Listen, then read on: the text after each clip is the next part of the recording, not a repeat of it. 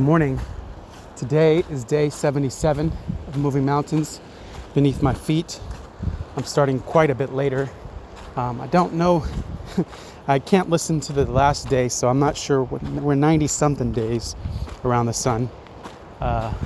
Normally I'll listen to that last part so I can remember. But I do know the episode number is 53. And today I'm going to talk about something that's pretty damn vulnerable for me. I woke up today with so much stress and anxiety in my body. Felt really bad. Definitely think it has to do with some of my diet changing. I've been falling off on the detox. But I've kind of, had to sit with that discomfort for a bit. And, my daughters are coming really soon. And I feel like, I should be, way more excited about this. And I am. I'm super excited. But I was not giving myself the ability to feel bad because they're coming, when there's some anxiety around them coming and the experience that I can create for them. And on my drive over here, it came up. This is going to be really for the men mostly today. Men, there's things that we do as men with our families around money and providing and our kids. And oh shit, this part is treacherous. I'm going downhill. Let me try to be present here. What am I trying to say? I'm trying to say that don't put providing money and a living above your kids, right? We measure ourselves based on how much we can provide, how much money we can make, and somehow we use this excuse, or we think that we're doing this for our children. But I remember explicitly my little girls, some years ago, staying at the computer, sitting at the computer, working from 5 a.m. till 10 at night, and even on my weekends when I had my daughter, one of my daughters, or both my daughters, I remember my little girl, Kalia, she just wanted to play with me. And I literally rejected her countless times because I had something to do. I was busy, right? I needed to work. And so what was she there for? She was there. Obviously we had another child there to play with and things for her to do. But what she really cared about was time with me. She just wanted to spend time with me. And in my lack of deeply understanding anything, I was thinking, I have to do this to support my family, when my child doesn't really give a shit about the money, right? It's not the money that she wants. It's not new clothes that she wants. It's not the roof over her head that she wants. Yeah, those things are important, but I had those things, right? I did have those things already. What was I actually working for? What was I actually doing? I was wasting time that I could never get back with my daughter to do work for some client or something that doesn't really give a shit about me, right? Those are moments and times that I could never get back. And so I know this is a trap that so many men fall into, right? Even now, this experience with my daughters coming back and me, worried about the experience I can provide for them.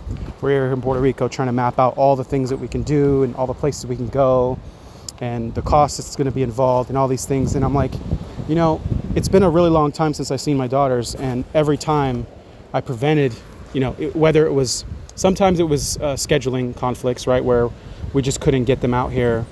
But really, mostly it came down to money or work, right? And I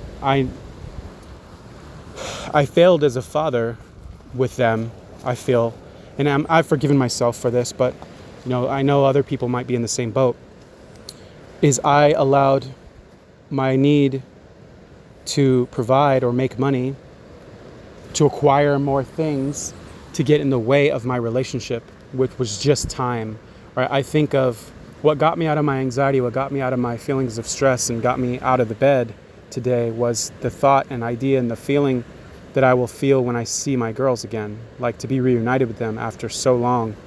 And just the the joy and the love that they feel for me and that I feel for them. And that this money thing doesn't matter, right? That's the last thing they care about. Like, I could literally spend $0 and just go and spend time with them on a beach somewhere here while they're here, and show them around where I live. And that would be enough, right? Obviously, I want to do more. But I want you to become conscious and aware, if you're a man and you have struggles going on in your life, especially around finances or your business. Like, are you neglecting the other relationships and things in your life? Are you neglecting your children? Are you neglecting your spouse? Are you neglecting yourself, right? You're probably doing a mix of all three. If you're neglecting your children or your spouse for business or for money, saying, I need to be focused, you're probably also neglecting yourself, and there's no balance there. And you're going to find that whatever you're working towards, whatever goal you're trying to set, when you get there, it's not going to fulfill you. It's not going to satisfy you. The real key here is to finding balance, right? And the idea of balance is kind of a misnomer. People think, oh, you can't have balance. It's like, I don't mean perfect balance. I don't mean you're going to have a perfect work schedule, that you have exactly 4 hours of work and exactly 4 hours of time with your children and your wife or whatever. I'm talking about balance emotionally, balance spiritually, balance relationally, where, yeah, you might have to put in 10 hours of work, but you do put in that quality 2 hours of time with your children and your wife or your spouse or partner or whatever, to feed yourself so that you can keep going. Because what happens is you're going to get burnt out. No matter what you say, no matter how far you get, you're going to get burnt out at some point. And you're going to look up, and those relationships, those times that you could have had are going to be gone. And sometimes those relationships deteriorate, right? You might ruin a relationship with your spouse because all you do is work, and you think that's how you measure. That's what the measuring stick is, and that really isn't. That's some stupid idea that we're passed on through society, and we think, oh, if I have enough, then I'll have, then I can relax. Then I can. No, that's not how it works. You're going to look up and your life has passed. These days will never come back. This time you'll never get back. And so I encourage anybody, this can apply to women too, right? Maybe you're too busy doing what you're doing and you're not actually spending present time with your person, your partner, your spouse, your children, because of work or whatever, or because of some other thing that you're trying to do that you think is going to give you meaning. I just want to encourage everyone to just slow down and stop and think. I've made this mistake for the last year. And I've made it even longer than that, not just even a year. Even when I was living in the same place with my daughters, there was so many weekends where there was periods of time where they just wanted my attention, and I wasn't present and I couldn't give it to them. And they don't hold it against me.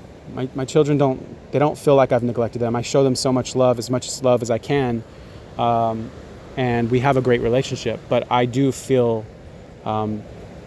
some level of guilt around that I have to release a little bit.